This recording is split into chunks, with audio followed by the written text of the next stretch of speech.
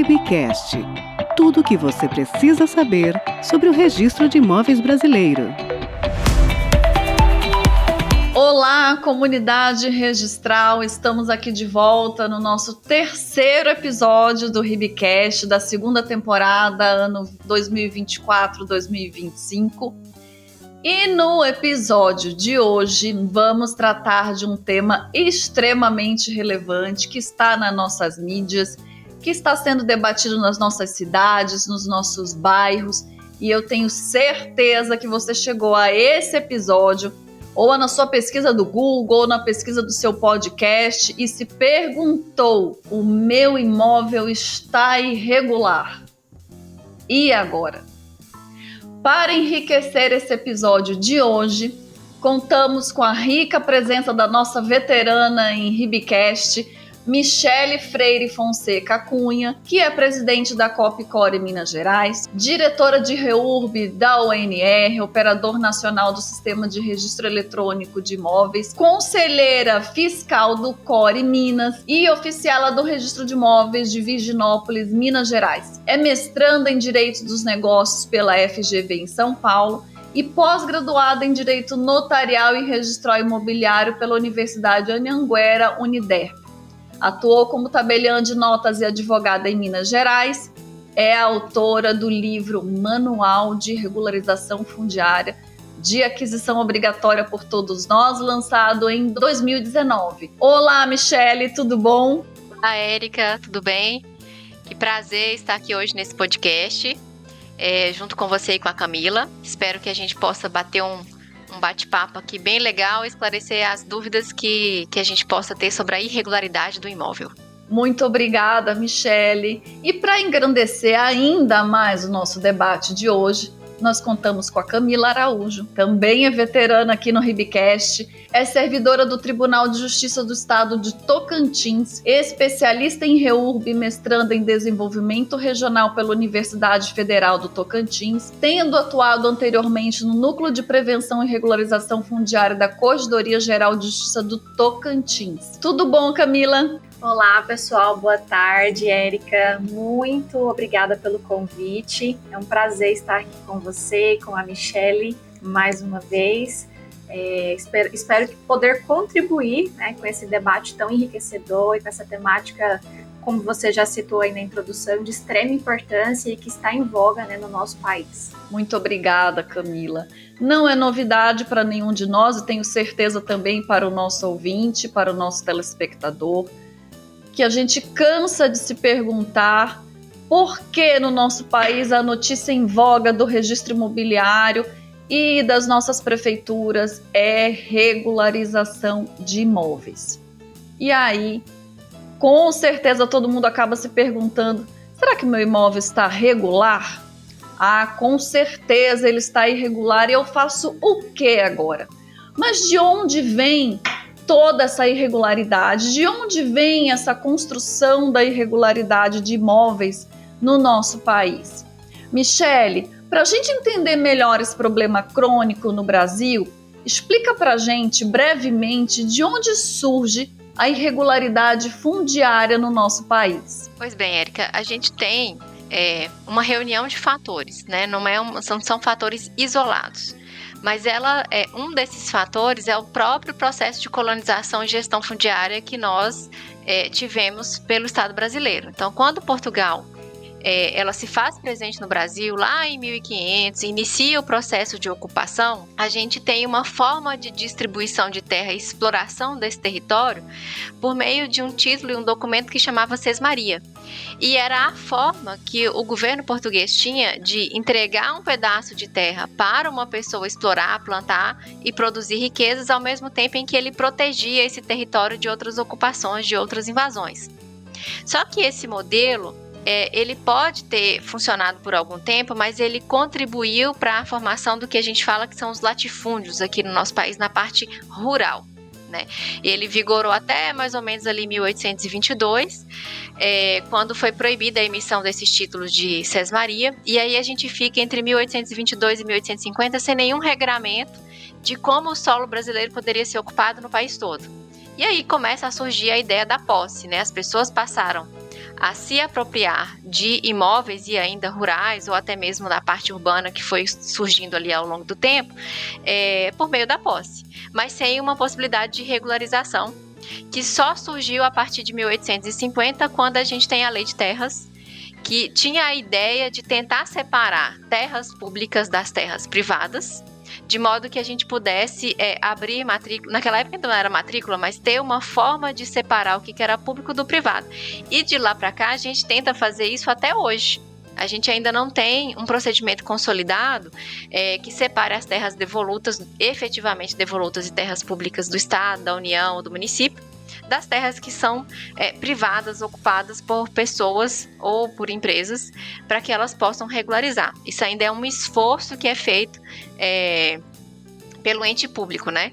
Mas na parte urbana, a gente sentiu esse adensamento urbano se consolidando ao longo do tempo, e a lei que disciplina o parcelamento do solo só foi publicada em 1979. Então, se a gente vai considerar, é uma lei relativamente nova para o tempo que a gente ficou com o surgimento de parcelamentos irregulares na questão urbana, e gerou essa situação que a gente tem hoje, que é a maior parte da população urbana sem a sua propriedade registrada no cartório, ou até mesmo na situação em que ela sequer é desconhecida pelo próprio município.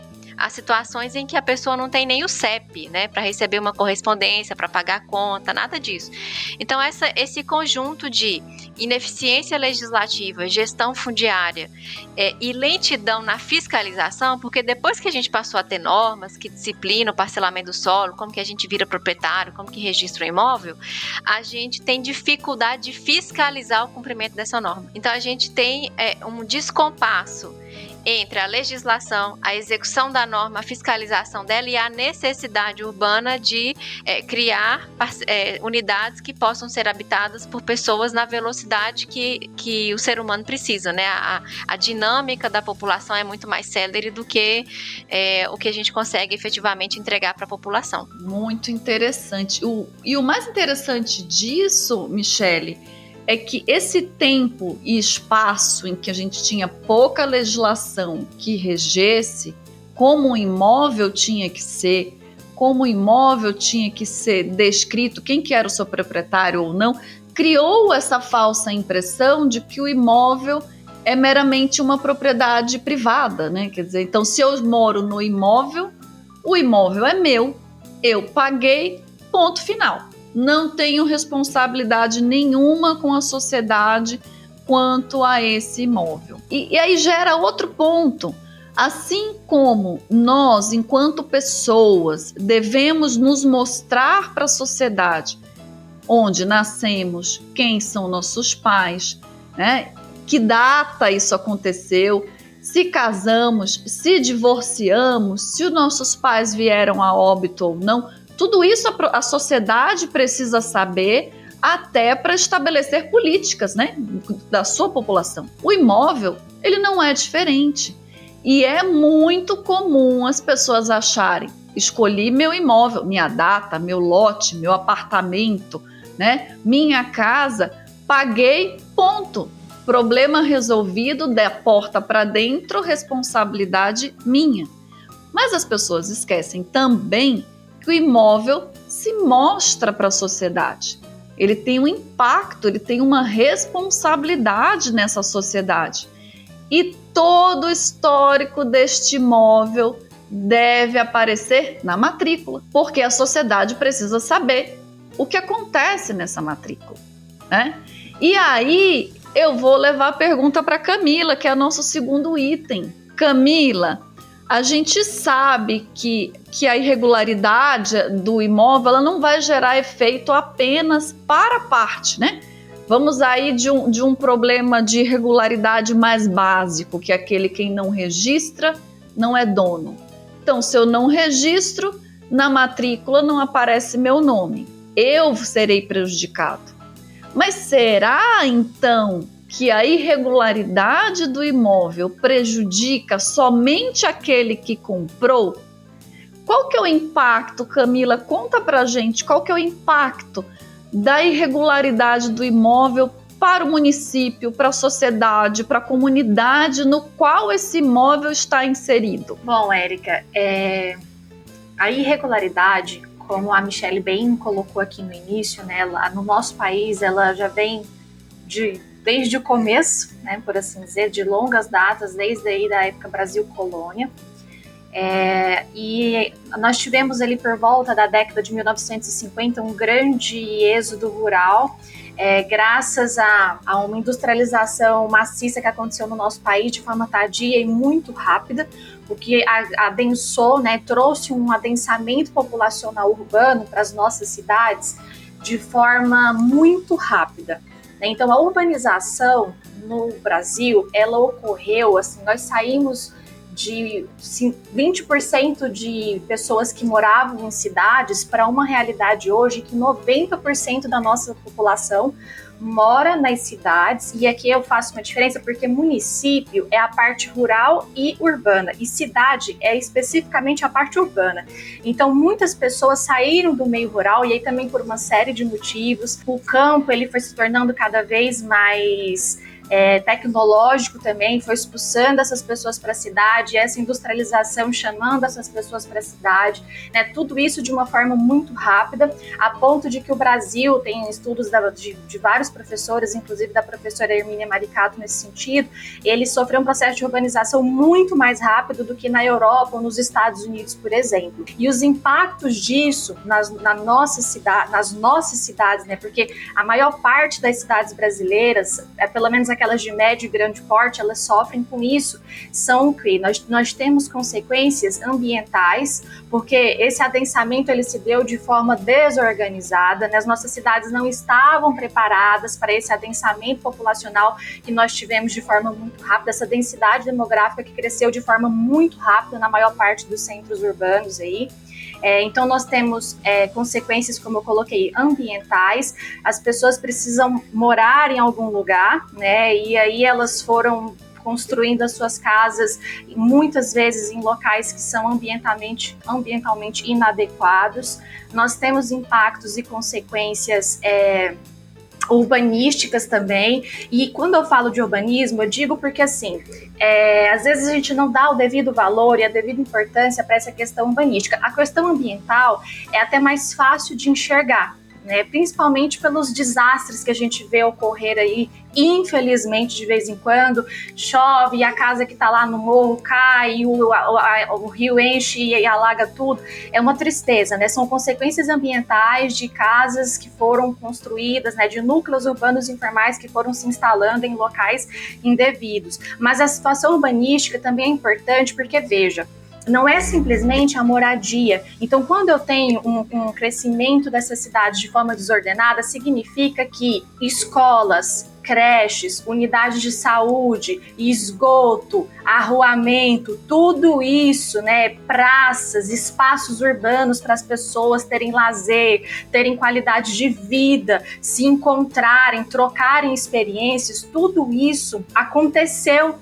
E muitas vezes aconteceu de uma forma não planejada. Então eu tenho núcleos urbanos informais, muitos periféricos, muito longe do centro, né, das centralidades das cidades, que são completamente destituídos, né, dessa infraestrutura urbana que é mínima para que as pessoas tenham não apenas acesso à moradia, mas acesso a uma moradia digna, a uma qualidade de vida. Então são consequências, né, são consequências dessa irregularidade que já vem aí de todo esse processo de formação das cidades brasileiras, né? E nós temos também consequências, e aí isso reflete para o município como um todo, a cidade como um todo, a sociedade como um todo, porque eu entendo que como seres humanos, como coletividade, como humanidade, se eu tenho, por exemplo, um núcleo urbano informal que está à margem, onde as pessoas ali não têm acesso à infraestrutura mínima, básica e essencial, aquilo ali me afeta. Então isso afeta toda a coletividade. Um segundo ponto é que os municípios também são afetados, porque muitos não possuem, graças a essa falta, a essa total irregularidade, falta de governança fundiária dos nossos territórios urbanos, aqui porque a gente está focando no urbano, né? Os municípios, eles perdem receitas, eles não têm um cadastro imobiliário dos imóveis atualizados, né? Então, um cadastro multifinalitário que vai poder auxiliar em outras políticas públicas, né? Na construção de outras políticas públicas, então acabam que eles perdem isso. Ou se tem, muitas vezes tem um cadastro completamente defasado, o que gera consequência de perda de receitas para os municípios, né, perda aí de geração de emprego e de renda, porque quando eu tenho um núcleo urbano formal, regularizado, onde as propriedades são regularizadas, a Michelle até pode abordar um pouco melhor sobre isso daqui a pouco, as pessoas, aquele capital é um capital que a gente chama de um capital ativo, um capital vivo. Então as pessoas, elas podem dar aquele imóvel delas como garantia para pegar um empréstimo, para poder construir de forma, né, mais igualitária e com juros mais baixos, porque os bancos tendem a preferir esse tipo de segurança.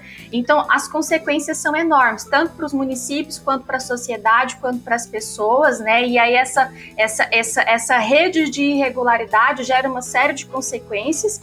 Nós temos visto essas consequências atuais no nosso dia a dia, no nosso cotidiano, bem presentes, né? E a lei federal hoje, a nossa lei mãe, né, de regularização fundiária urbana, que é a lei 13.465, ela trouxe flexibilizações que precisam ser entendidas como uma dívida social do Estado para com a sociedade. Essas flexibilizações, elas vêm aí justamente para tentar solucionar toda essa situação de irregularidade que já está posta, porque como a Michelle colocou, a lei de parcelamento do solo só veio no ano de 1979, onde nós já tínhamos uma urbanização aí completamente desordenada, né, e diversos núcleos urbanos informais já constituídos e algo precisava ser feito. Então a lei veio, entendo eu, que com flexibilizações que são importantes para a gente poder tentar sanar um pouco esse problema. Muitas vezes é mais fácil para o município regularizar esse núcleo, trazendo para esse núcleo a infraestrutura essencial, porque é parte desse processo de regularização fundiária que as pessoas tenham acesso a uma infraestrutura mínima para que se tenha uma qualidade de vida, para que aquelas pessoas não fiquem num local de risco, onde a qualquer momento a habitação e a moradia delas pode cair, né, e desastres podem acontecer. Nós temos os impactos ambientais que podem e devem ser mitigados dentro desse processo de regularização fundiária, porque isso tem que ser estudado. Então, tudo isso, eu acredito que vem aí numa esteira de tentar contornar toda essa irregularidade. A Camila trouxe esses impactos que realmente a gente são visíveis, né? A gente consegue identificar todos eles no dia a dia. Eu queria acrescentar a parte individual, no sentido de que todo mundo que tem um imóvel regular passa uma situação subjetiva, que é o medo de perder aquela única conquista que ele tem, que é o imóvel onde ele mora. A maioria da irregularidade, ela é de moradia, né? Não é de parte industrial ou comercial.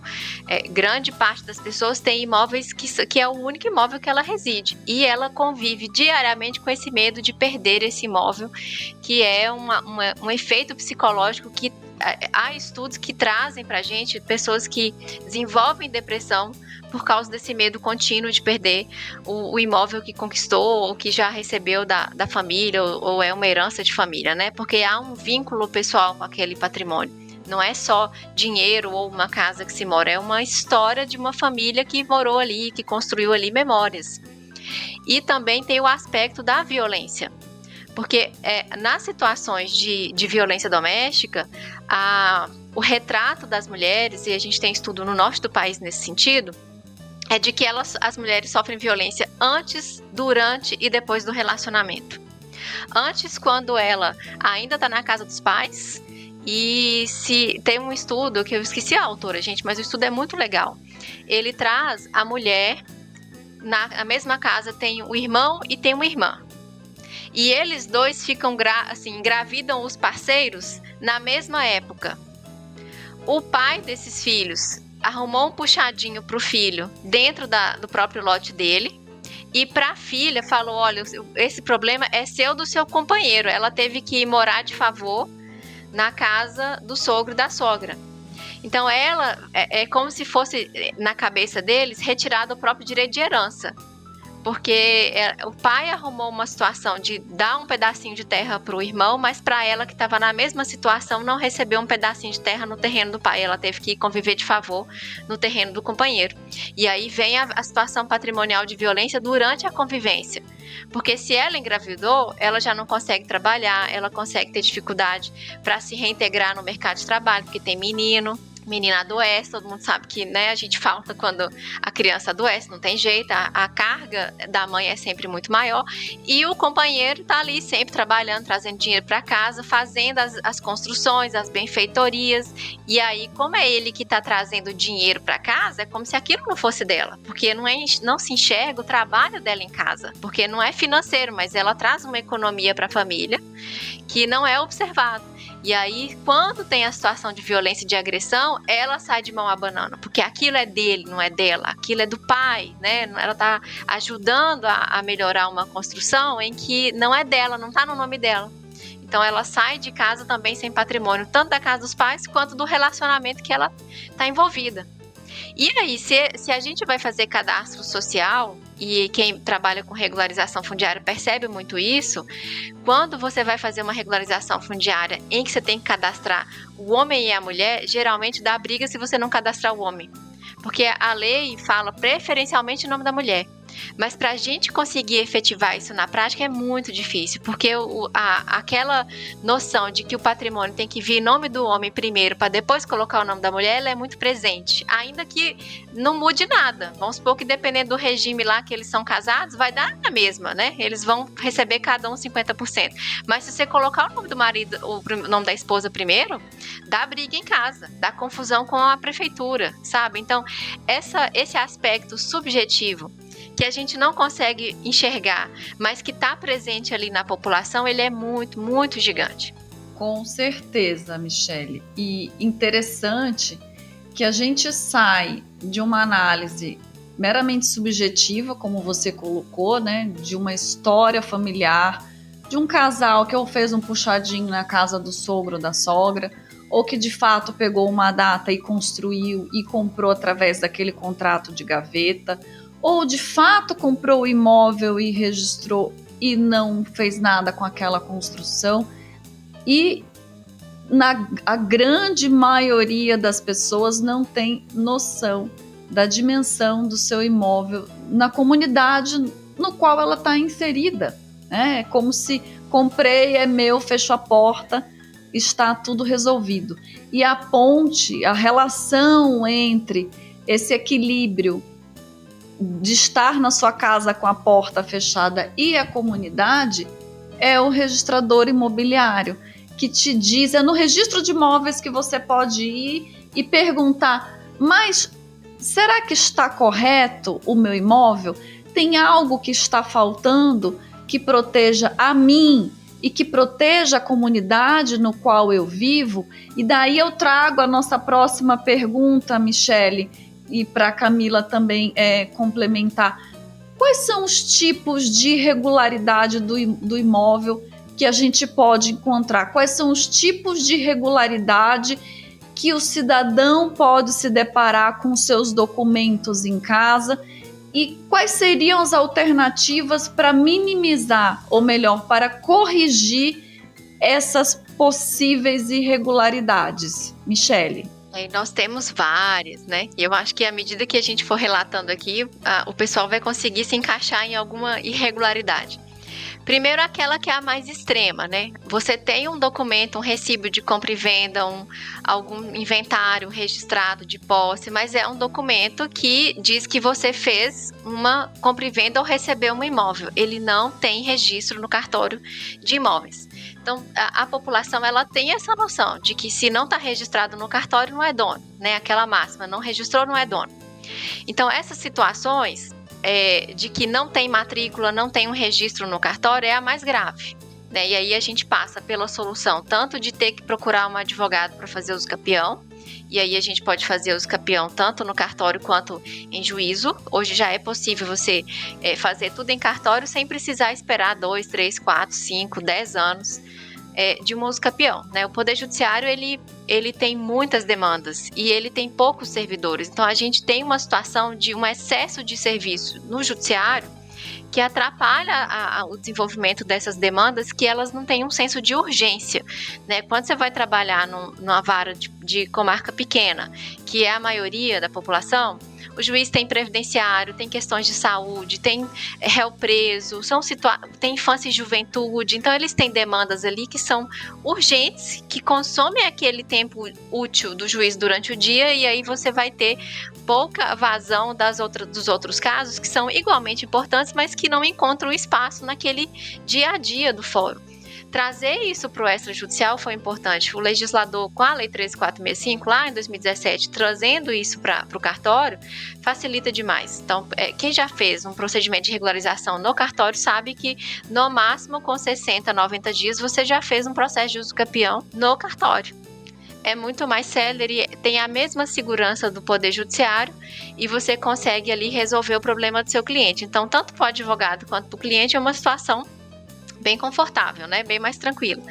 Tem aquelas situações em que eu tenho matrícula no cartório, né? Então você sabe que você está com um imóvel registrado no cartório, mas por algum motivo ele está desatualizado. Então você tem uma matrícula que está em nome do seu pai, da sua mãe, e aí teve um falecimento ou do pai e da mãe, ainda não fez inventário, ou fez o inventário, fez lá no Poder Judiciário, fez no cartório, não levou para o registro, porque não basta fazer o inventário em si e pagar os tributos, você tem que levar no cartório de imóveis para registrar, e aí o imóvel vai deixar de ficar no nome do pai e da mãe e passa a ficar em nome dos irmãos, dos filhos, para que você consiga, né, seguir essa cadeia de propriedade até chegar em quem efetivamente está ocupando o imóvel. Ou ainda nessas situações de herança, fez só as cessões. Eu comprei, papai e mamãe faleceram, eu comprei a parte que coube aos meus irmãos, agora é tudo meu. Mas já fez o inventário? Pegou a assinatura, fez as cessões dessas compras, às vezes as partes compram e fica ali de boca, na confiança de que vai dar tudo certo. E aí talvez um inventário não seja a solução. De novo, você tenha que recorrer a um uso capião. Michele, mas eu tenho ali, minha matrícula tá regular, tá certinha, tá no meu nome, mas não tem a construção. Então, eu moro num apartamento, lá na matrícula tem 5% do lote, né? 0,5% do lote, não regularizou a construção. E aí a gente vai ter que pensar em pegar habites na prefeitura, em pagar a CND, que é o tributo do INSS em relação àquela obra, para finalmente levar essa instituição de condomínio. Aí talvez você precise de um responsável técnico, né? Um engenheiro, um responsável técnico que assine ali aqueles trabalhos, para a gente conseguir regularizar a edificação e abrir. De novo, pode ter uso capião de apartamento? Pode. Dependendo do nível de irregularidade, vai ser a única solução também. Às vezes, a matrícula tá lá e tá no meu nome, mas ela não tem uma descrição muito clara. Você não sabe onde aquele imóvel tá. E isso é extremamente comum. A gente pegar uma matrícula, né, que é aquela ficha que diz a descrição do imóvel, que fala a área, quem são seus vizinhos, e ali tá escrito assim, um imóvel urbano de 200 metros quadrados. Onde? Ninguém sabe. Que bairro? Ninguém sabe. Que lote e quadra? Muito menos lote e quadra, porque tem cidade igual a minha que só começou a surgir lote e quadra depois que eu entrei no cartório. Aí você registra o primeiro loteamento com lote e quadra, mas o passivo dos últimos 100 anos é um imóvel urbano na rua tal.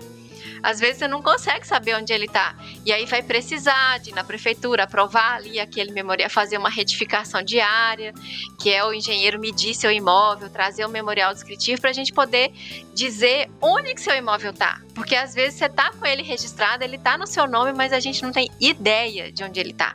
E aí você tem que perguntar aos seus vizinhos se está ok. Você vai ter que pegar a assinatura dos vizinhos e falar assim, vizinho, estou medindo meu imóvel, para eu poder estar com ele regularizado. Você vai ter que assinar aqui para dizer que eu medi e respeitei o nosso muro, né? Porque a retificação de área é isso, é você dizer que mediu e que não avançou no lote ou na construção, naquela propriedade do seu vizinho. Isso às vezes é complicado, porque o vizinho tem medo de assinar. Dá o nome, dá o CPF. É uma construção coletiva para a gente regularizar e trazer essa noção de que eu posso dar meu nome e CPF para regularizar e eu não vou perder o que é meu, porque eu vejo que há um medo muito grande do vizinho de assinar e na hora que ele assinar, ele perdeu o próprio imóvel. Um medo de golpe muito grande, né? Então, essa cultura de regularizar um imóvel e de conversar conversar com o vizinho e saber que você vai poder dar seu nome, seu CPF e assinar ali e reconhecer firma naquele trabalho, também é uma construção de aprender a ficar na regularidade que a gente vai trabalhando no dia a dia. Bom, complementando aí o que a Michelle trouxe, apesar de que ela já marcou vários tipos aí de irregularidade, né? Eu vejo que, pelo menos aqui onde eu moro no Tocantins, é bem comum, as pessoas mais humildes principalmente, porque nós temos que entender também que a realidade do nosso país ela é muito diferente, né? O nosso país tem fronteiras aí continentais e as realidades são diversas, apesar de que nossas cidades muitas vezes são caracterizadas por serem excludentes em sua grande maioria e ter uma situação de irregularidade em muitas delas, mas aqui, por exemplo, aqui no Tocantins, só contextualizando vocês para o que eu vou falar na sequência. O Poder Judiciário do Estado criou no ano de 2018, logo após a edição da Lei Federal 13.465, um núcleo de regularização fundiária por meio da Corregedoria Geral de Justiça do Estado. Esse núcleo ele tem por objetivo tensionar essa política pública de regularização fundiária urbana, uma regularização fundiária urbana macro, tá? Porque, por exemplo, essas situações que a Michelle trouxe para nós, de forma extremamente importante, a pessoa consegue resolver, por exemplo, com o uso capião extrajudicial, indo lá no cartório, né, diretamente, e, enfim, contratando ali um advogado e etc. Não é exatamente o nosso foco, um trabalho que a gente faz aqui, tá? Porque aqui eu já vou falar de uma situação mais macro mesmo. Claro que não impede a pessoa de fazer exatamente o que a Mi trouxe aqui pra gente, tá, gente? Mas é só para vocês entenderem. Que aqui a gente tem o núcleo de regularização fundiária, o NUPREF, ele tem trabalhado, né, no sentido de tensionar essa política pública, como eu vinha comentando, no ponto de não ir lá e fazer, porque é uma atribuição dos municípios, dos estados, da União, né? Essa atribuição que eu digo assim, gente, no sentido do macro mesmo da regularização fundiária. Porque a atribuição constitucional do ordenamento do território urbano, inclusive, é dos municípios, né? Foi dada aos municípios. Está na Constituição, está no Estatuto das Cidades. E a nossa visão aqui, o nosso objetivo é justamente chamar os municípios para fazerem o que eles têm que fazer. Porque aqui nós tínhamos municípios que, aqui que eu parto do ponto de que o nosso país é muito grande, muito diverso. Temos municípios com 3.000 habitantes. São muito pequenininhos e boa parte dessa população é extremamente carente. São pessoas assim que muitas vezes elas nem sabem a diferença dos documentos. Aqui era extremamente comum nós termos municípios que os municípios inteiros eram irregulares. A prefeitura, o cemitério, a praça, tudo eram assim municípios que tinham somente uma matrícula, que é uma matrícula mãe. Nenhum imóvel do município era regularizado. Nós tínhamos municípios nessa situação. Nenhum imóvel era regularizado. E aí os municípios, principalmente aí na época de campanhas políticas, eu não estou fazendo apologia política, eu estou só contando os fatos. Muitas vezes os prefeitos vinham e expediam títulos de doação. E as pessoas pegavam aquele documento ali e para elas, de tão simples que as pessoas são, de tão humildes que as pessoas são.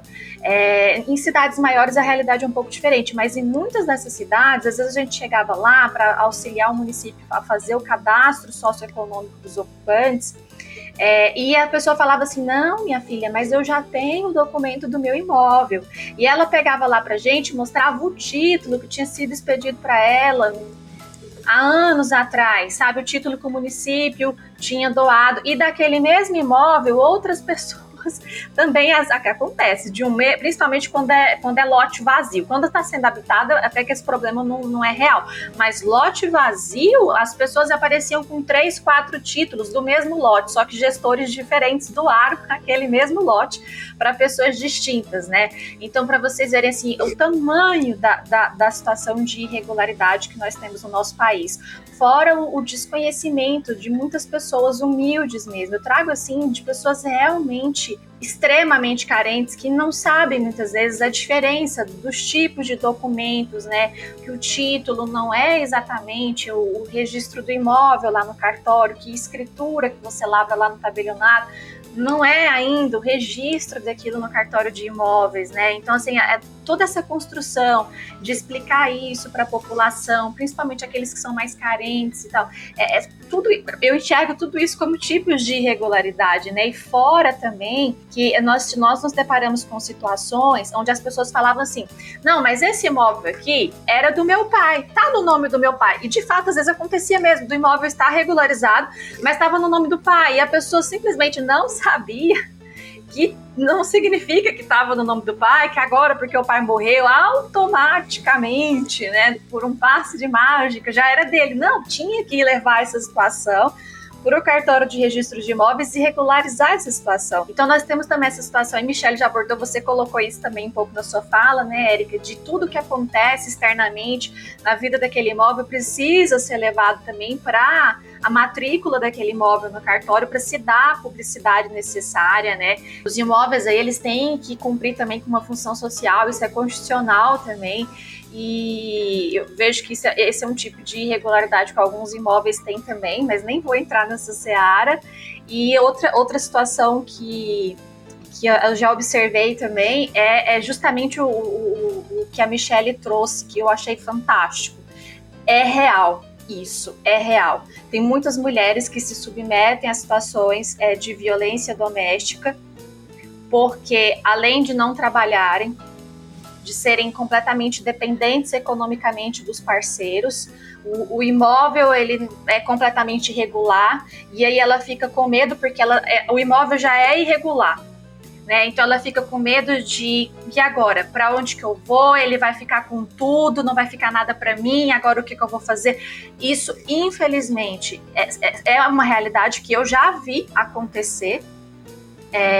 E também tem a situação de que muitas vezes, Michele até sabe disso, tem um estudo que fala sobre isso, essa situação de irregularidade que muitas vezes perpassa até ali para o direito, tolhindo ali o direito das nossas crianças e dos nossos adolescentes, porque muitas vezes essa criança e esse adolescente tem que ficar ali fazendo a guarda daquele imóvel, porque as pessoas ficam com medo, isso eu falo numa situação extrema, tá gente, mas é porque é a realidade de alguns locais muito pobres, as crianças ali são obrigadas a ficar ao invés de irem para a escola, ao invés de terem o seu direito a uma infância saudável, com lazer, com esporte e cultura, são completamente tolhidas disso e elas têm que ficar fazendo a vigilância ainda daquele imóvel para que aquilo dali, né, não seja a qualquer momento tomado, por assim dizer. Então, eu entendo tudo isso como tipos, né, diversos tipos aí de irregularidade que estão presentes no nosso país.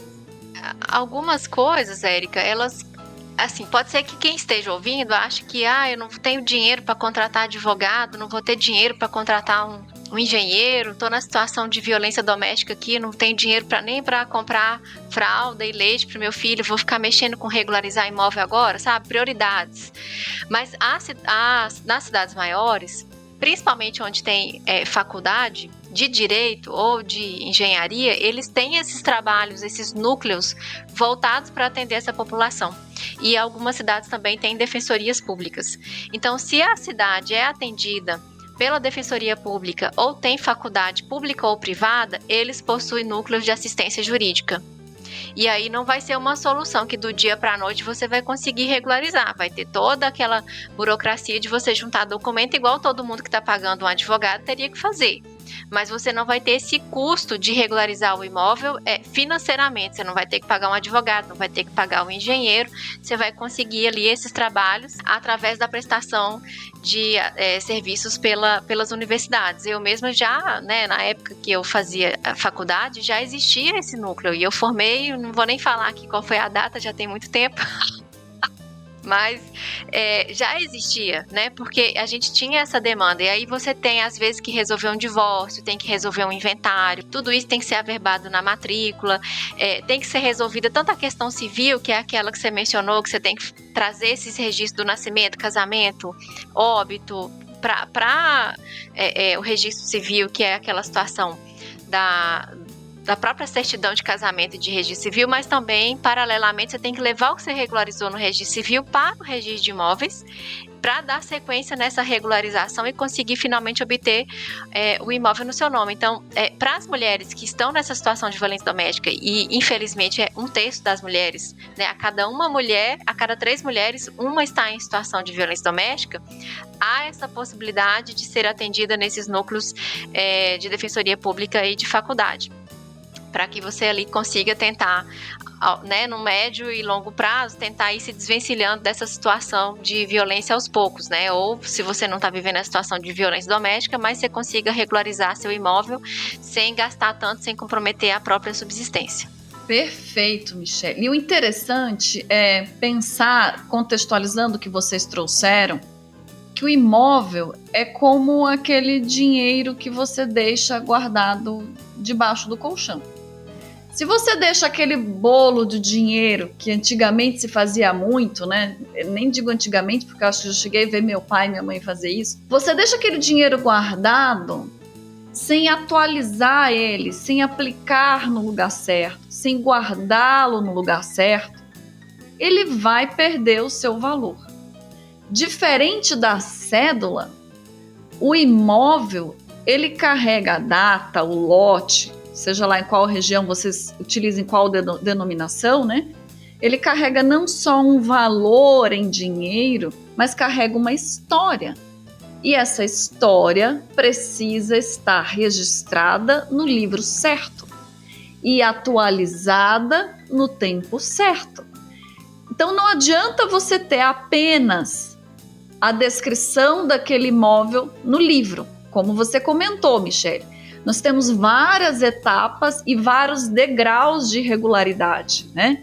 Então começa por aquela tua data, aquele teu lote, aquela tua casa, que não está em livro nenhum. Você não sabe qual que é o lote, você não sabe qual que é a quadra, ele só está lá fisicamente. Mas a história dele, a descrição dele não está em livro nenhum. Esse é o pior grau de irregularidade, né? Aí nós vamos para o próximo. O imóvel está no livro, ele está descrito. Mas e cadê a história dele? Ninguém sabe. Já aconteceu de eu mesmo, em um programa de regularização fundiária no município, participar daquela audiência pública e o cidadão vir para mim, lógico, né? Existem pessoas simples com essa dúvida, mas existem também pessoas com mais conhecimento que têm a mesma dúvida, que vem com a matrícula. Lote tal, proprietário, município. Tá aqui, o meu imóvel tá aqui, ó. Tá aqui, eu tenho o documento do imóvel. Aconteceu comigo. E eu olhar e falar, lote, quadra, proprietário, município. Tá aqui, mas eu preciso participar do programa. Olha, senhor, sim, o seu imóvel tem a matrícula, mas não tá no seu nome. Então nós vamos para um outro degrau de irregularidade, que é o seu imóvel está neste livro, mas ele não tem história. E tem ainda um outro degrau, o imóvel está no livro, ele tem a descrição, ele tem o nome do seu pai, mas e a continuidade da história? Porque a história do imóvel, para que ele tenha um valor real daquilo que você investiu, de seus sonhos e de seu dinheiro, ele tem que ser atualizado.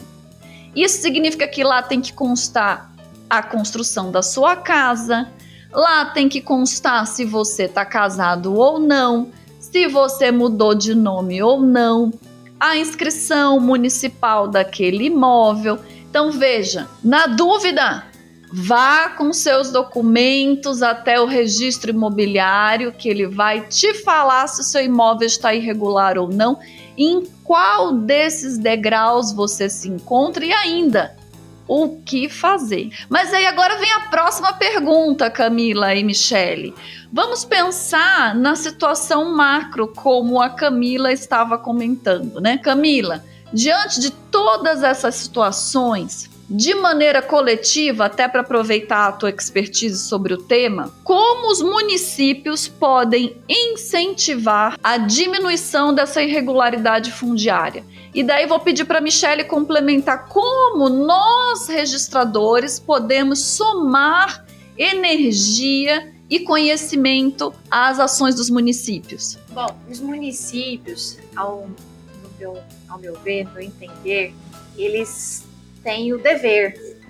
Dever, para mim, é um dever, né, de buscar resolver essas situações aí, pensando no macro, né, de núcleos urbanos informais que estão na irregularidade.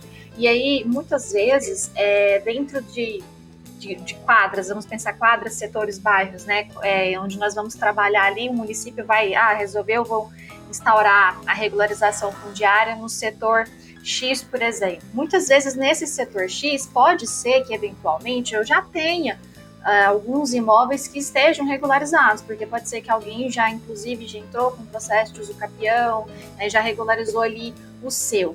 Mas eu entendo que os municípios, eles têm esse dever de fazer esse processo do macro, da regularização fundiária macro, né, principalmente nesses núcleos urbanos de interesse social, e aprovar aqueles, ou pelo menos analisar aqueles que chegam ali, que são de interesse específico também para eles, porque esses núcleos, eles devem ser constituídos também com essa infraestrutura mínima básica, essencial ali, que a gente não vai analisar pensando só em um único lote. Isso eu estou falando com a visão do macro, né? Então eu, município, vou analisar ali essa questão da infraestrutura mínima, a questão do saneamento mínimo, para ver se o esgoto não está sendo feito a céu aberto, para ver se eu não tenho nenhum morador ali habitando numa área de risco completo, uma área que, via de regra, ele não seria passível de uma regularização, se as pessoas elas estão tendo acesso à água e energia, né, são partes ali essenciais do nosso projeto de regularização fundiária,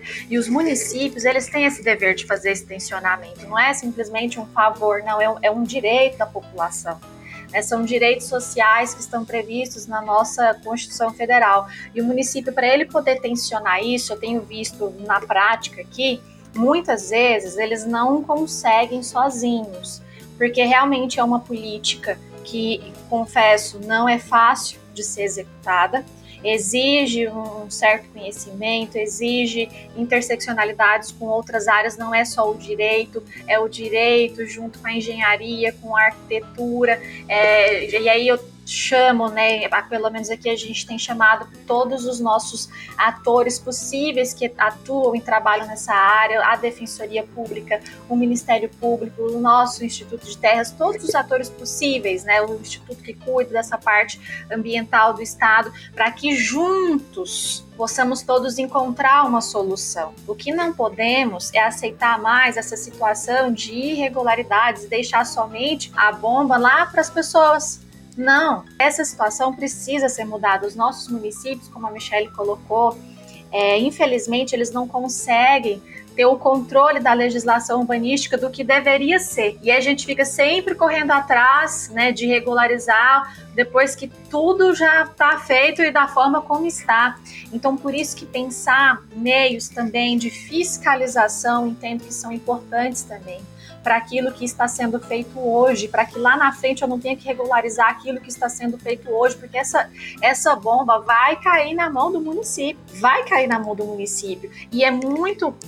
Aí a gente entra até em questões de, por exemplo, para o município, não é fácil regularizar e trazer infraestrutura mínima para um núcleo urbano informal. Não é fácil, mas ainda assim é mais barato do que eu ter que pegar uma área e separar para fazer toda uma construção ali de habitação de interesse social, por exemplo. Ainda é mais barato eu ir lá e levar infraestrutura para aquele pessoal, regularizá-los, né, trazer essa segurança jurídica também, do que eu pegar e realocar todas essas pessoas e fazer toda essa zona na vida dessas pessoas. Existe toda essa questão social, a questão da união, de que eles muitas vezes já se reconhecem naquele local, de que já tem toda uma história naquele local. Então é muito mais fácil para o município pensar em estratégias e maneiras de ir ali e regularizar. Claro, existem situações extremas que seria a situação de realmente realocação, é quando a gente lida com as situações de que as pessoas estão em áreas de risco,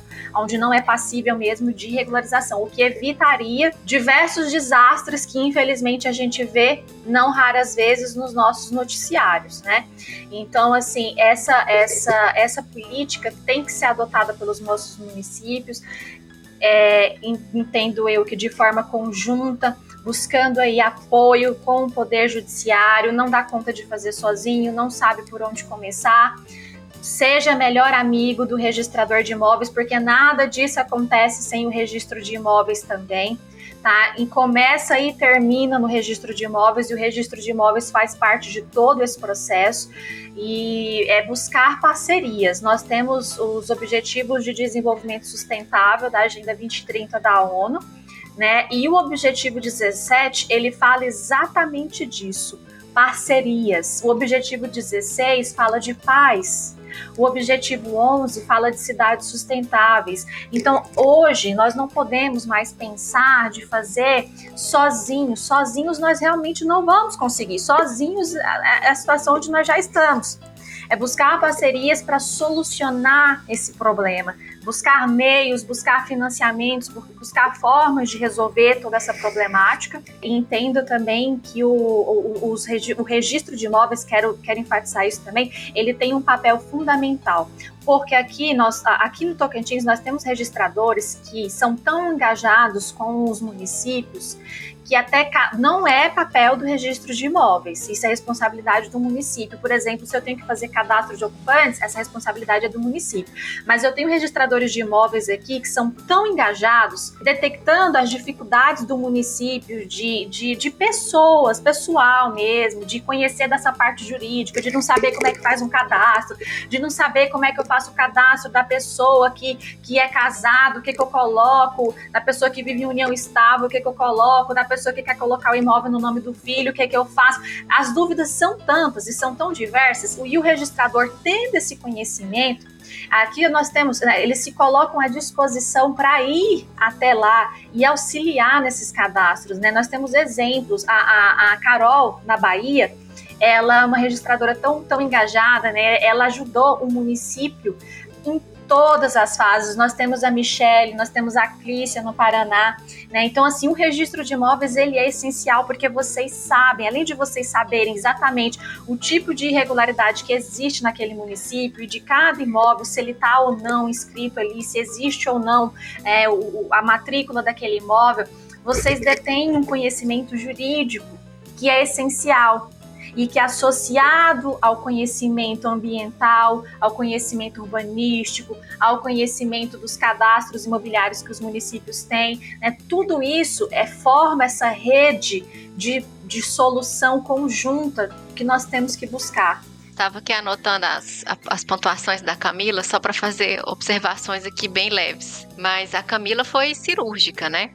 E ela trouxe uns pontos que eu queria explorar um pouquinho mais. Por exemplo, no custo da regularização. O custo social, ele é enorme. E aí, engana-se que se você está num núcleo regular, se você acha que você não está pagando essa conta, você está.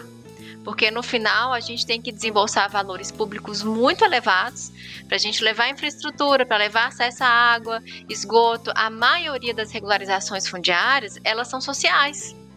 Então, o dinheiro não vai sair necessariamente do bolso do particular. Na maioria das vezes, a gente não consegue acionar mais ali aquele parcelador irregular para diminuir esse custo público. Então, esse custo é do bolso de todo mundo. Tem que se entender que é a mesma ideia de que se alguém destrói o cesto de lixo na rua, eu vou pagar por ele também, tanto quanto as outras pessoas, né? A gente tem que ter essa conscientização do que o público é público e sai do bolso de todo mundo. Essa questão da regularização fundiária, ela tem um valor, ela é muito cara e ela é complexa, como a Camila já explicou. Quando o município ele quer fazer regularização fundiária, e aí do nada, e aí geralmente em anos eleitorais, e aí, né, qualquer semelhança não é uma ficção, às vezes o município se empolga, quer fazer reúbe da cidade inteira no período eleitoral, porque vai, né, vamos começar aqui nesse ano que vai ser eleição, vai ser bom para mim que sou prefeito para reeleger, as pessoas começam a custear também a regularização fundiária junto com a prefeitura e não vai ser entregue nada no final. Porque o município que nunca fez regularização fundiária, do nada começa a querer fazer regularização fundiária de muitas unidades ao mesmo tempo, a chance de fracasso é gigante. Então, se você, morador, está numa iniciativa, o município vai começar a regularização fundiária, esteja atento. É muita coisa para ele fazer, não entre no barco de uma vez. Né? A população precisa se reunir para dizer, a gente confia, a gente vai confiar no processo, a gente quer participar, mas eles têm que fazer um piloto. Não pode começar com 1.000, 2.000, 3.000, 4.000, 5.000 unidades de uma vez numa cidade que mora 8.000 pessoas. Ele tem que começar com um loteamento de 200 lotes. Se ele entregar um loteamento de 200 lotes, pode confiar. Porque ele já fez o processo dele, já fez tarefa de casa, ele já se alinhou com o registrador de imóveis, ele já viu o que pode dar certo, o que pode dar errado, em que ele vai ter deficiência, o que ele vai ter gargalo. Começar do nada, 2.000 unidades, 3.000 unidades, e aí a população ainda desembolsando valores para o trabalho técnico, abre o olho. Porque aí já está muito bem intencionado, mas infelizmente a gente já sabe que no final não vai ter registro e você vai desembolsar valores. Então o município ele precisa entender que ele tem que fazer pilotos, em parceria com o cartório, em parceria às vezes com o próprio Poder Judiciário, né? A Camila fez parte de um núcleo de regularização que tinha iniciativa do próprio Poder Judiciário. Há essas iniciativas no estado, no Tocantins, com mais força do que em outros, mas tem que ter esse piloto. Às vezes a gente tem faculdades que trabalham com a regularização fundiária, estão em parceria com o município, mas a população tem que se reunir e estar ali no mínimo com uma associação de moradores atenta para ver se o município vai ser capaz de entregar aquilo. Ele demonstrou que ele é capaz de integrar aquilo, ok, todo mundo pode parcelar quer ajudar, quer contribuir porque o município não tem dinheiro, você já sabe que você vai desembolsar algum valor em algo que vai ser efetivamente entregue. E a mesma lógica eu trago para empresas. Há empresas sérias e há empresas que são completamente picaretas. E geralmente as picaretas são que apresentam um trabalho mais bonito, né? Aquela capa mais chique do contrato. Fique atento, porque há um modelo de negócio que é a pessoa ser aliciada nos bairros, principalmente de baixa renda, para que ela pague ali a regularização do lote dela, sobre a alegação de que vai ser tudo de graça e que ela vai ter que pagar só aquele serviço no cartório de graça, e aí a contratação é da regularização de um lote só. Não está sendo programado com o município uma regularização do bairro, uma entrada de infraestrutura, nada disso está sendo pensado, é só a medição do lote que está sendo vendido ali, e muitas vezes a pessoa já tem a imóvel até regularizado no cartório. Ele está sendo ali completamente desonesto com as pessoas. Então, se alguma associação, algum instituto, alguma empresa chega para você vendendo uma regulação fundiária, tenha a cautela de pedir se ela já registrou regularização fundiária, e se ainda assim não ficar convencido, vai no cartório de imóveis. Porque se o cartório de imóveis não está sabendo dessa regularização e melhor, não está participando dessa regularização junto com a prefeitura, você vai pagar por uma regularização que não vai ter registro no cartório. Então, quando envolve desembolso de valores, esteja ciente disso, porque você vai ter que fazer ali uma diligênciazinha para saber se aquilo vai ser realmente entregue. Infelizmente, o brasileiro ele tem que ficar atento em relação a isso. E se você percebeu que não vai sair nada com a regularização e você vai ter que pagar por isso, faça por um campeão. Se não for origem pública, você vai ter o mesmo resultado e não vai ter que ficar ali sujeito à dificuldade da empresa entregar aquele trabalho, sabe? Então, essa atenção especial, até porque essa credibilidade do trabalho ainda está em jogo, você pode tentar ali fazer esse mínimo de investigação. Vai no cartório e pergunta. Se o oficial não está sabendo, né, nem dessa regularização, a chance disso não estar certo é muito grande. Queria só comentar um pouco rapidamente, eu sei que o nosso tempo já está, né, no limite, mas só complementando isso que o Michele comentou, achei tão interessante porque me recordei de são situações reais, né? Em um determinado município do estado do Rio de Janeiro, eu estava conversando com um colega que é o coordenador de regularização fundiária urbana desse município, e ele me disse que tinha uma empresa que estava vendendo um processo de regularização fundiária para os moradores, cobrando 6, 7 mil de cada morador, Quando, na verdade, o que estava irregular era, olha só, o que simplesmente estava irregular é porque o imóvel já tinha matrícula, só que constava como proprietário uma pessoa diversa, a pessoa simplesmente faltava pegar ali, fazer a escritura de compra e venda ou pegar uma eventual escritura já existente e levar para registro no cartório de imóveis. E a empresa estava vendendo essa situação que não é nada complicada de se resolver, que a pessoa consegue facilmente resolver, na verdade, e indo tirar essa dúvida lá junto ao registrador. A empresa estava vendendo isso a esse valor, 6, 7 mil, 8 mil, dependia do porte do imóvel, como se fosse um processo de regularização fundiária. Aquilo me indignou tanto, assim, para vocês verem, né, a que ponto que chega a desonestidade de algumas pessoas, né, e a simplicidade de outras pessoas que, na ânsia de quererem ver resolvida a titularidade ali do imóvel, a titularidade jurídica, a questão mesmo era jurídica, né, se deixam levar por esse tipo de porque para mim, gente, para mim isso é desonestidade, né, por esse tipo de situação, porque se ela tivesse ido ao registro de imóveis, ela teria ali economizado 6, 7, 8 mil reais. E mesmo que, mas eu fiz o serviço, eu sou um advogado, eu fiz o serviço, ok, então vamos cobrar valores justos. Agora, cobrar um valor desse para assessorar simplesmente a pessoa a registrar uma escritura no cartório, ou aí fazer uma escritura e registrar. Bom, aí, né, enfim, são coisas complicadas. E a empresa vendia isso como se fosse um processo de regularização ali, de média a longa complexidade, coisa super fácil de se resolver, né? Então, nossa, Camila, Michele, eu acho que nós precisaríamos talvez de mais 2, 3 horas, porque o assunto é muito rico. Que Ribcast incrível, mais um daqueles que eu termino querendo mais.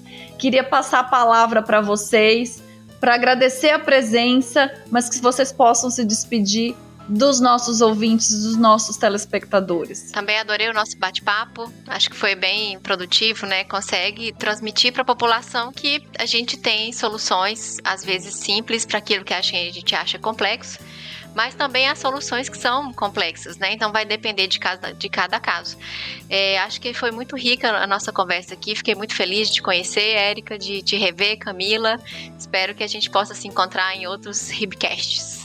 Bom, pessoal, agradeço imensamente mais uma vez a oportunidade. Érica, também foi um prazer imenso te conhecer. Desejo muito sucesso ao Ribcast, a você nessa jornada de estar à frente, né, desse trabalho tão importante, levando e disseminando esse conhecimento, esse e diversos outros, né, para a população em geral e não somente os registradores de imóveis. Então, parabéns por essa iniciativa que pensa também na população que está lá na ponta, né, e que é realmente ali a usuária do serviço, que é quem precisa de fato, né? Michele, estar com você é sempre muito bom. Michele, minha professora querida, né? O livro dela é meu livro de cabeceira, que não tá aqui, mas tá em cima da minha cama.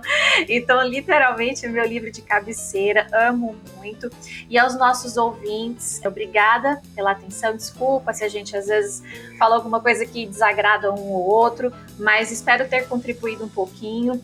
E como a Michele falou, né, sempre procure ali, a Michele e a Érica também, procure o registro de imóveis, procure o registrador. Às vezes a tua situação não é tão difícil de resolver, depende do tipo de irregularidade na qual você se encontra inserido. Pode ser algo tranquilo, pode ser algo ali que você consiga resolver com uma simples lavratura de uma escritura pública, se for possível. Se não for, você entra ali com aquele processo de uso capião extrajudicial, ou não, se você está inserido num núcleo que não tem uma infraestrutura mínima, que é completamente esquecido, por assim dizer, pelo poder público, então também vá atrás dos seus direitos também, porque você tem esse direito também, né? Junto à associação, à defensoria, ao Ministério Público, procure, né, esses órgãos responsáveis e dê entrada junto ao município num pedido ali de um processo de regularização fundiária urbana, porque isso é completamente possível, para que possa chegar até vocês essa infraestrutura mínima e essencial, e que faz parte da dignidade humana. Né? Dignidade, verdade. Camila, Michele, muito obrigada. E agora eu encerro mais um Ribcast Não poderia deixar de lembrar a todos vocês que vivenciamos uma nova era do registro de imóveis do Brasil. Vocês podem contar com cada um dos registradores, seja para tirar dúvidas ou esclarecer se de fato o seu imóvel está irregular ou não, como regularizar, se aquele anúncio de um projeto de regularização é legal ou não. As próprias prefeituras podem contar com o conhecimento dos registradores imobiliários. Nós temos vários meios de acesso: físico, digital, e-mail, sites, centrais, tudo à disposição da nossa sociedade e com muito orgulho de nós, registradores e da comunidade registral. Esse Ribcast vai ao ar com certeza dia 21 do mês. Por quê? Por que dia 21? Porque dia 21 de outubro é dia do registro de imóveis do Brasil. Não esqueçam de seguir a gente no YouTube, no Deezer, no Spotify e nas outras mídias existentes. Muito obrigada e até o nosso próximo episódio.